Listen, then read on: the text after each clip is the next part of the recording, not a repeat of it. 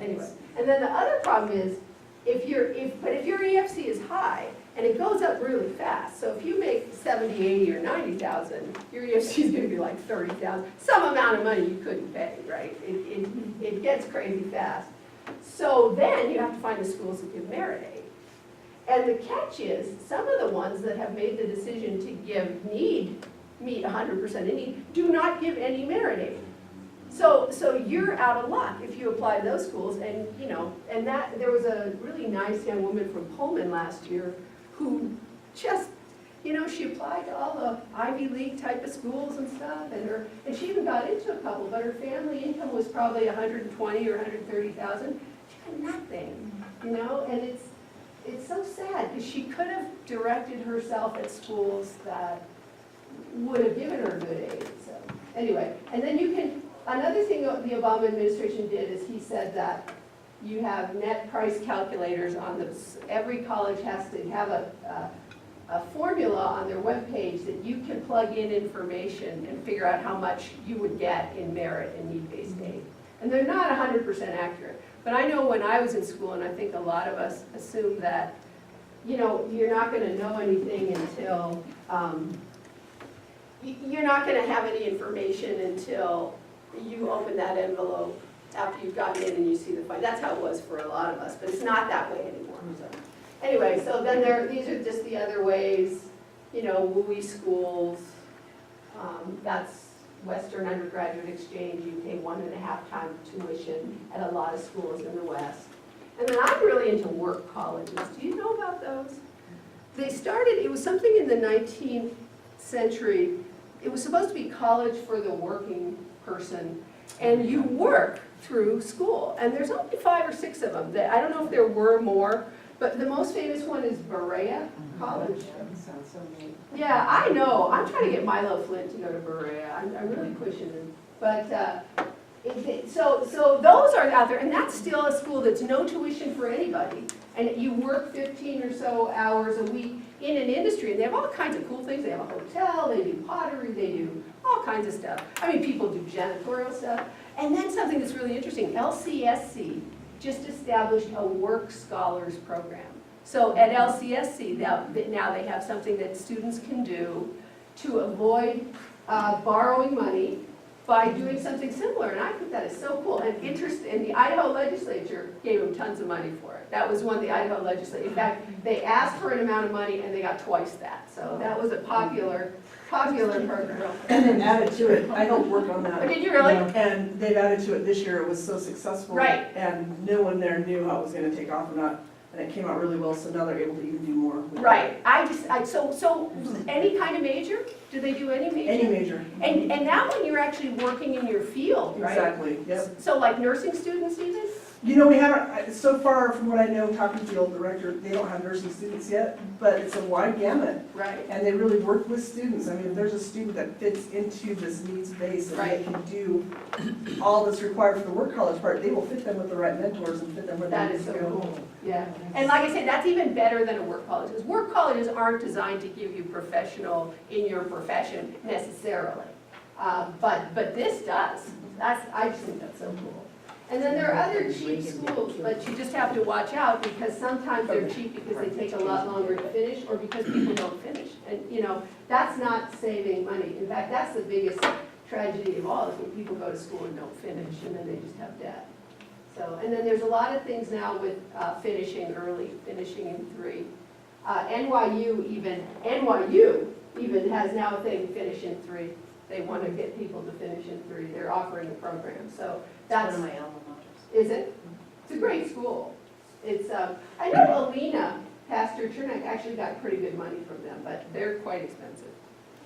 So Running Start, and then there's something you can do. You can take those CLEP tests, which are you pay $200 or something, and you take a test based on like life experience or something, or your own self-study, and you can get credit. Yeah, it's challenge course. Yeah. So there are ways to do things. And then what can the community do? Those are just some ideas out there. I mean, what can the state of Idaho do? The state of Idaho isn't doing much. I mean, if they well, even compared to a lot of other states. Because if you notice, a lot of states are taking this on. And Idaho is really concerned about the going on rate, but they don't seem to want to deal with the underlying cause of it, which is, you know, people can't afford things. But so, I mean, maybe the work scholars, maybe that's a thing to do, because that, you know, if they like it, if they like the idea of work, you know, you could make a difference there. But so I just found out about a program in Washington that you sign up for in 7th or 8th grade. You have to sign up by 8th grade, and it's based on your income. And they will guarantee in-state tuition at a school you get into if you maintain, like, not high grades through high school, 2.0, and your family stays at that income level, and that's kind of a challenge, you know. If you get over, if you earn more than that, you're out of the program. But if you stay in the program, you get in-state tuition. And it's really, the program is designed to get kids motivated to go through high school. So that's cool. And then California is talking about seeding savings accounts. And that's, I think that's a neat idea too, because people, one thing that's really bad is people don't save for college much at all anymore. I mean, because people don't save much anymore at all, right? That's, and they're not saving for college either. Retirement for anything. Yeah, and it's depressing. It's depressing to, you know. And I really have a, you know, and I've talked to, we had that financial person come in and people were raising, I don't have any money, and yet, you know, there's certain, so many people now are doing like year-round kids sports in clubs and paying, you know, $5,000 or $6,000 or $7,000 a year in kids sports stuff. I mean, I mean, yeah. Do you think they're not saving just because they think the goal is unattainable? When they look at the cost of college, they think we'll just never do it, so why bother?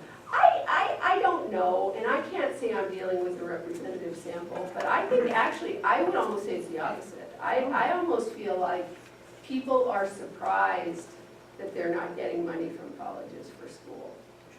Yeah, that, and maybe, and you know, it is kind of unattainable. If you say to yourself, oh, the cost of college is $60,000, I'd have to save $24,000.